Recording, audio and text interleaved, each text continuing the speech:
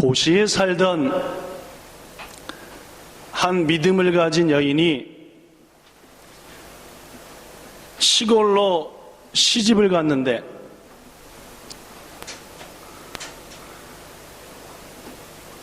시어머니는 예수님을 믿지 않는 믿음이 없는 분이었습니다. 그래서 기도하고 또 시어머니에게 예수님에 대해서 신앙에 대해서 말씀드리고 여러 가지의 사랑과 애씀 끝에 드디어 시어머니를 교회로 인도해서 그 시어머니가 세례를 받는 그러한 자리까지 나갈 수 있도록 이렇게 역사가 일어났습니다. 그런데 이제 다음 주가 되면은 문답을 받고 세례를 받아야 될 텐데 이 시어머니에게도 며느리에게도 큰 걱정이 하나 있었습니다. 뭔 걱정이냐? 시어머니가 학교의 학자도 모르신다. 학교에 가보신 적이 없다라는 것이었어요. 그러다 보니까 학습 세례 문답을 하면은 문제집을 읽고 성경을 공부해서 목사님이 묻는 것을 답해야 될 텐데 이 며느리가 생각해도 그렇고 본인 시어머니가 생각해도 그렇고 보통 난감한 게 아닙니다. 그래서 며느리가 섬기는 교회 목사님을 찾아가서 상담을 했습니다. 목사님, 우리 어머니가 드디어 세례를 받을 이 자리까지 오게 됐는데 문답을 해야 되는데 글자를 모르십니다. 어떻게 했으면 좋겠습니까? 결과 목사님께서 이 할머니에게는 딱 한 가지만 묻기로 했습니다. 뭘 묻기로 했느냐? 예수님이 누구의 죄를 위해서 돌아가셨습니까? 예수님이 누구의 죄 때문에 죽으셨습니까? 이거 묻기로 딱 약속을 한 겁니다. 자, 일주일 내내 며느리가 시어머니한테 얘기했습니다. 예수님이 누굴 위해서 죽으셨냐? 이렇게 말씀하시면 됩니다. 그래가지고 드디어 세례를 받는 날이 되었고 아침 일찍 교회 가서 목사님과 딱 앉았습니다. 목사님이 묻습니다. 할머니, 예수님께서 누구의 죄를 위해서 죽으셨습니까? 아는 문제가 딱 나온 거 얘기죠. 할머니가 자신 있게 대답했습니다. 예, 우리 며느리의 죄를 위해서 죽으셨지요 라고. 그래서 목사님이 껄껄 웃으시면서 다시 물어봤습니다. 아니 할머니, 예수님께서 누구의 죄 때문에 십자가에 죽으셨냐라고 물었습니다 했더니 재차 물으니까 할머니가 당황이 됐습니다. 아니 자기는 맞는 답을 한 것 같은데 목사님이 웃으면서 누구 죄 때문에 예수가 죽었냐 물어보니까 이렇게 얘기했습니다. 목사님이 이상합니다. 분명 우리 며느리가 말하기를 예수님은 우리의 죄를 위해서 죽으셨다 했으니까 분명 우리의 죄를 위해 죽었다 했으니까 며느리의 죄를 위해 죽으신 게 맞는 것 같은데 왜 그러신지요? 하고 물어봤다라는 얘기가 있습니다. 사랑하는 여러분, 우리 인간들한테는 건강치 못한 조그만 마음이 있습니다. 뭐가 건강치 못하냐? 이겁니다. 뭔가 잘 되고 좋은 일이 생기면 누구 탓이고? 내 탓이고. 이것은 별로 안 좋고 기분 나쁘고 안 좋은 일이면 누구 탓이고 전부? 그 사람 탓입니다. 남의 탓입니다. 이런 성향이 인간들한테는 있다 그 말입니다. 오늘 기분 좋은 일이 있었으면은 내 탓이고 영 기분 나쁘면은 옆 사람 탓이고 날씨 탓이고 저 사람 탓이고 그 사람 탓이고 이렇다 그 말. 여러분, 우리 인간들에게는 이러한 마음, 즉 좋은 것은 내 탓, 나쁜 것은 남의 탓하는 습관과 그런 마음이 있는데 도대체 이 마음이 언제부터 우리 인간의 마음 속에 자리 잡고 있었을까요? 언제부터 그랬겠냐 그 말입니다. 성경을 보니까 좋으면 내 탓, 나쁘면 남의 탓 하는 이 마음은 최초의 인간 아담과 하와 때부터 있었던 것 같습니다. 여러분과 제가 잘 아는 것처럼 하나님께서 우주 만물을 다 지으시고 가장 마지막에 인간을 만드셨습니다. 누구의 모습대로? 하나님의 모습대로. 우린 특별한 존재입니다. 그죠? 지난주도 얘기했지만은 훨씬 더 멋지게 진화해서 세상을 다스리고 사는 게 아니라 뭣도 하나님이 우리를 세상에 다스릴 존재로 만들었기 때문에 세상을 다스리고 사는 겁니다. 그러니까 결코 우리보다 더 진화한 것이 나타나서 우리를 다스린다, 그런 염려는 없다 그 말입니다. 여하튼 하나님이 온 것을 만드시고 특별히 예쁜 것들을 모아서 에덴 동산이라는 곳에 모아두셨습니다. 그 에덴 동산에 누구를 살게 했죠? 우리의 최초의 인간, 우리의 조상인 아담과 하와를 살게 했습니다. 그런데 우리가 아는 것처럼 아무래도 지난주 얘기한 것과 같이 인간은 영적인 존재인과 동시에 육도 있으니까, 우리의 육신 속에 영이 담겨 있다 보니까 이게 잘 안 맞아요. 그러니까 조금 불완전해요. 이 불완전함을 완전함으로 만들어 주시기 위해서 하나님은 약속을 하나 하셨습니다. 그죠?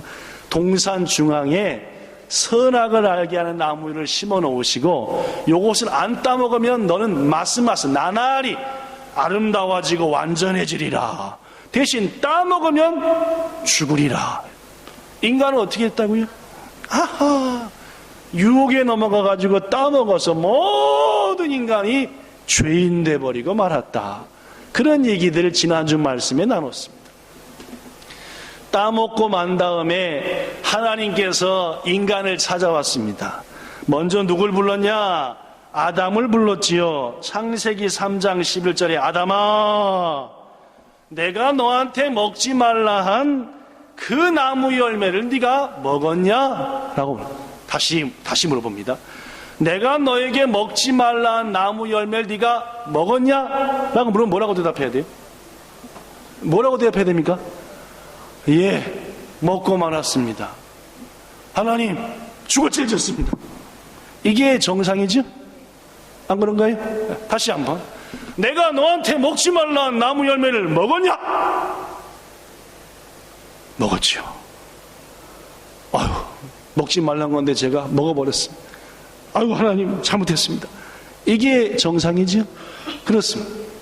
근데 아담이 뭐라고 대답했느냐? 창세기 3장 12절에 여러분이 아는 대로 이렇게 대답했습니다. 시작. 아담이 이르되 하나님이 주셔서 나와 함께 있게 하신 여자, 그가 그 나무 열매를 내게 주므로 내가 먹었나이다. 먹기는 먹었다는 거죠?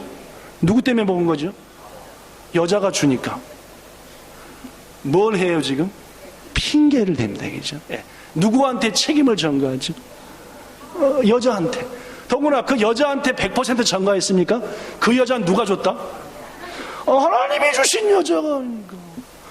하나님이 나한테 준 그 여자가 나한테 이걸 주니까 내가 할 수 없이 먹은 겁니다. 이런 뜻이 포함되어 있는 거 느껴지십니까? 물론입니다. 최초의 인간 아담은 먹었느냐? 먹었습니다. 아이고, 잘못했습니다. 이렇게 돼야지 정상인데, 이놈의 남자들은 첫 번째 남자부터 말입니다. 뭘 잘 돼요? 핑계. 잘한 것은 누구 탓? 못한 건 누구 탓? 부인 탓이요, 부인 탓. 홍주연이가 잘못했어. 예를 들어 그렇지, 이렇게. 부연자 책임이야, 이렇게 이런 식으로, 그죠? 김정희 책임, 이런 식으로 말입니다. 골치 아프고 한 것은, 당신이 나가서 좀 해결해봐. 당신이 해라니까. 좋은 것은 누가 다 자기 하고, 내가 하고, 골치 아프고 저거 한 것은 전부 다 밀어버린다. 이게 남자들의 습성입니다. 여기 계신 아담의 후예되신 남자 여러분, 여러분과 저는 첫사람 우리 남자의 조상 아담 때로부터 남의 탓, 좋은 것은 내 탓, 안 좋은 것은 남의 탓, 누구 때문에 이런 핑계하는 사람이 되었다, 그 말입니다. 사랑하는 여러분, 이것이 고쳐져야만이 가정이 행복해지는 줄로 믿습니다. 먼저 남자들이 부인 탓, 뭔 탓 해대지 말고 먼저 내가 부족하다라고. 그렇다고 해서 하와는 훌륭했느냐? 자, 하나님이 이번엔 하와한테 묻습니다. 창세기 3장 13절. 여호와 하나님이 여자에게 이르시되 네가 어찌하여 이렇게 했느냐? 왜 이렇게 했느냐라고. 왜 이렇게 했냐는 뭔 뜻입니까? 왜 네 남편한테도 먹게 하고 너 먹었냐라고 물어봤습니다. 그럼 어떻게 해야 돼요? 아유, 하나님 잘못했습니다 해야 되는데 하와가 뭐라고 대답합니까? 창세기 3장 13절 시작. 역시 책임을 떠넘겼습니다. 누구한테? 뱀한테. 뱀이 꾀므로 내가 먹은 겁니다. 뱀은 누가 만들었죠? 하나님이 만든 것이 깨니까 할 수 없이 넘어간 겁니다. 아담이나 하와나 50보 100보입니다. 뭐 거기서 거기다 그만. 근데 제가 곰곰이 이 말씀을 묵상하며 생각해보면 그래도 남자보단 여자가 낫습니다. 남자는 집안으로 책임을 돌리는데 여자는 집안의 평화를 위해서 어디로 돌려요? 집 바깥으로 생겼어. 오늘날도 마찬가지라. 오늘날도 여자들은 문제가 생기면 어디서 책임을 찾아요? 집 바깥에서 찾습니다. 어떻게 했는지 가정을 보호하려고. 남자들은 어떻게 해요? 가정이 깨지든 말든 네 탓이고 누가 네 부모 탓이고 네 자식 탓이고. 이러기. 오늘 남자분들 깊이 말씀을 들으시고 우리는 근본적으로 여자보다는 좀 못하다. 핑계도 잘 대고 앞뒤 생각 못한다라는 것은 염두에 두셔야 한다라고 생각합니다. 여러분, 이러한 첫사람의 핑계대는 연약한 모습을 우리 인간들은 너무나 잘 배웠습니다. 그래서 인생을 살면서 좀 어려운 일이 있고 안 좋은 일이 있으면은 핑계를 대요. 예를 들면은 가정생활이 어려우면 누구 핑계 됩니까? 아내 핑계, 남편 핑계, 부모 탓, 자식 탓. 부모만 잘 만났어도, 니만 안 만났어도. 직장생활이 힘들면은 뭔 탓합니까? 상사 탓, 사장 탓, 동료 탓, 후배 탓합니다. 니 때문에 우리가. 더구나 신앙생활이 힘들면 뭐합니까? 교회 탓, 목사 탓, 구역장님 탓, 재직 탓한다 그 말입니다. 아니 자기가 신앙생활 엉망으로 하고 시험이란 시험은 연약해서 다 걸리면서 옆에 사람 탓을 하면서 신앙이 온전하지 못함을 책임을 전가한다. 이게 아담과 하와한테 배운 우리들이 가진 못된 습성이다 그 말. 학교 생활이 안 되면 교수 탓하고 학교 탓하고 시설 탓하고 등록금 탓하고 한다 그 말입니다. 오늘 예배드리시는 귀한 여러분, 가정도 직장도 신앙도 학교도 어려움이 있다면 그 어려움의 대부분은 나로부터 비롯된 겁니다. 그리고 하나님이 나를 성장시키기 위한 어려움이기도 하고요 말이요. 그러니까 누구 탓할 게 아니라 자기 자신을 돌아보아야 할 줄로 믿습니다. 인간은 이렇듯 핑계대고 남의 탓하지만 결코 인간은 그렇지 않다는, 우리로부터 부족하다. 특히 부부간에 그렇습니다. 오늘 본문 18절에 보니까 여호와 하나님이 이르시되 사람이 혼자 사는 것이 좋지 아니하니 내가 그를 위하여 돕는 배필을 지으리라. 여러분, 부부든 개인이든 간에 사람은 혼자 있는 것은 좋다 안 좋다? 안 좋다. 누구의 결론이십니까? 하나님의 결론입니다. 하나님이 천천히 인간을 살펴보니까 인간은 혼자 두면 뭐요? 안 되겠어요. 안 좋아요. 안 좋은 것 투성이더라 그 말입니다. 그러니까 하나님께서 인간에게 뭐가 필요하다? 돕는 자가 필요하다 해서 부부든 친구든 이웃이든 간에 반드시 인간에게는 뭘 주신다? 돕는 자를 붙여주신다 그 말입니다. 인간의 관계는 뭔 관계가 되어야 된다는 말입니까? 돕는 관계입니다. 여러분 주위에 누가 있다, 내 마음으로부터 뭐가 발동돼야 돼요? 도우라고 저 사람을 붙여줬다. 이거면 맞는 겁니다. 뭔 말씀하겠습니까? 저놈이 내 걸 뭘 뺏어 먹을까? 이게 아니에요, 그죠? 직장에 새로운 후배가 들어왔다. 저것이 내 밥그릇을 뺏어 먹을까? 뭘 시켜 먹을까가 아니라 뭐요? 내가 저 사람을 어떻게 할까? 도울까? 이게 하나님께서 홀로 인간을 두지 않고 둘 셋을 두신 이유라 그 말이에요. 이것은 가정도 교회도 마찬가지입니다. 하나님께서 가정에서, 교회에서, 직장에서, 학교에서 내 주위에 사람을 두라는 것은 그를 뭐하라? 도우라. 아시겠습니까? 오늘 말씀의 핵심이 이겁니다. 뭐가 되라? 돕는 자가 되라.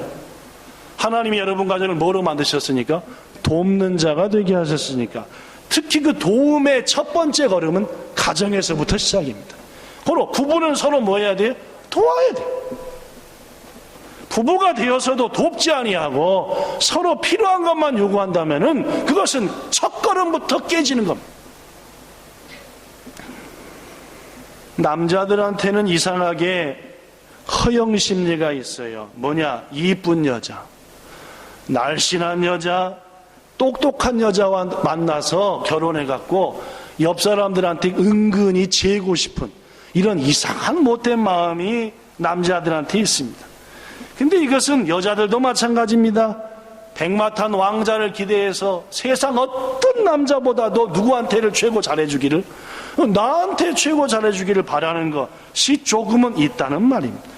여러분, 이것은 돕는 자가 되라고 가정을 세우신 하나님의 뜻을 정면으로 거역하는 것. 가정이 있고 부부가 있는 것은 내가 그를 통해 높아지며 자랑스러워지는 것이 아니라 그가 나를 통해 높아지며 자랑스러워지는 것이다, 그 말입니다. 이것이 하나님이 우리에게 원하는 겁니다. 결혼을 앞두고 계신 여러분, 결혼하신 여러분, 하나님께서 결혼에 대한 두 가지 진리입니다. 첫째, 본문 24절, 남자가 부모를 떠나 그 아내와 합하여 둘이 한 몸이 되라. 남자 여자는 반드시 결혼해라. 이게 하나님의 뜻이니까 독신을 주장하는 것은 범죄입니다. 더구나 요새 미국에서 법이 하나 통과됐지요. 남자끼리도 여자끼리도 뭐가 된다? 뭐 난리가 아닙니다 지금. 그게 법이 통과돼가지고 한국 서울의 시청 앞 광장에 거기다가 남자끼리 여자끼리 결혼해도 된다라고 하는 걸 주장하는 그 그룹들이 와가지고 하루는 이벤트를 열었지요. 그 이벤트 광경이 유튜브에 올려가가지고 목사님들 사이에 난리가 나갖고 저한테도 와서 봤는데, 이것은 도대체 이런 기가 막힌 짓을 시청 앞 광장에서 해대다니 할 정도로 막 눈뜨고는 도저히 볼 수 없는 짓을 남자끼리 여자끼리 막.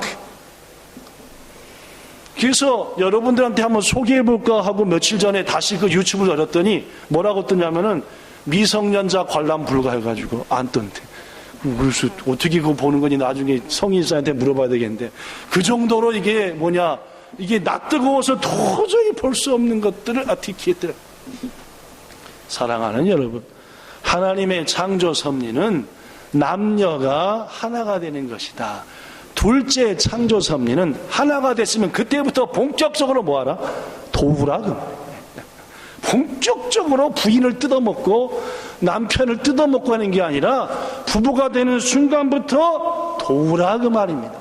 고로 여러분, 결혼을 준비할 때 가장 마음 모아 준비할 것은 결혼식장도 아니고 신혼집도 아니고 신혼살림도 아니고 예물도 아니고 돕는 배필이 되기 위해서 돕는 마음을 준비하는 겁니다. 내가 우리 남편을, 우리 아내를 어떻게 도울까 말입니다. 신앙생활하는 한 여인이 남편한테 이러한 시를 써서 줬답니다. 소개하겠습니다. 당신은 내가 항상 밝고 환한 미소를 띤 얼굴로 당신 앞에 서기를 원합니다. 그러나 나는 진열장의 인형이 아닙니다.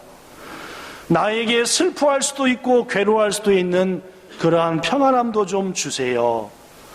설사 내 표정이 굳어져 있다 하더라도 그 굳은 얼굴 속에 담긴 당신을 향한 나의 간절한 아픔을 읽어주기를 바래요. 나의 말들이 당신을 재미있게 평안하게 했다 해서 계속 그와 같은 말을 기대하지 마세요. 저에게 침묵할 수 있는 기회도 주세요. 내가 침묵을 통해 내 속이 무르익었을 때에 나는 보다 더 좋고 아름다운 말로 당신을 위로할 수 있을 거예요. 나에게 당신의 속마음을 몰라준다고 불평하지 마세요. 나는 마음까지도 보는 투시경을 가지고 있지는 않답니다. 오히려 당신의 모든 것을 내게 말해주세요. 그래야만이 내가 당신을 힘껏 도울 수 있지 않겠어요? 나는 거룩한 성인이 아니에요. 천사도 아닙니다. 나는 연약한 인간일 뿐이에요. 꼭 기억해 주세요. 나는 결코 완성품이 아닌 것을요. 이제 당신이 나를 평범한 한 인간으로 받아주실 수 있을 때, 나를 있는 모습 그대로 받아주실 수 있을 때, 나의 한계를 그대로 감싸주실 수 있을 때, 나는 당신의 그러한 도움에 힘입어 보다 아름다운 사람이 되어질 거예요.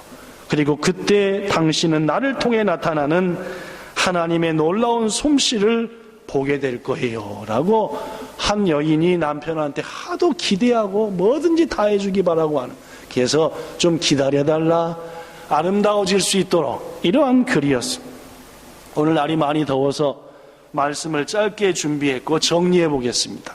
사랑하는 여러분, 진실된 그리스도인, 아름다운 그리스도인은 돕는 자가 되어야 되는 줄로 믿습니다.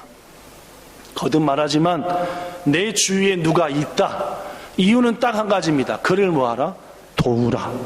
예수께서 말씀했습니다. 인자가 온 것은 섬김을 받으려 하고 온 것이 아니라 섬기려 하고 왔다. 어느 정도 섬겨야 되는지 아느냐? 내 목숨을 다른 사람을 위해서 줄 정도로 섬겨야 된다.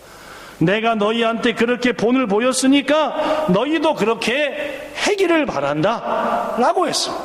성도 여러분, 옆에 사람 탓하지 말고 그 사람을 뭐하는? 돕는 사람이 됩시다.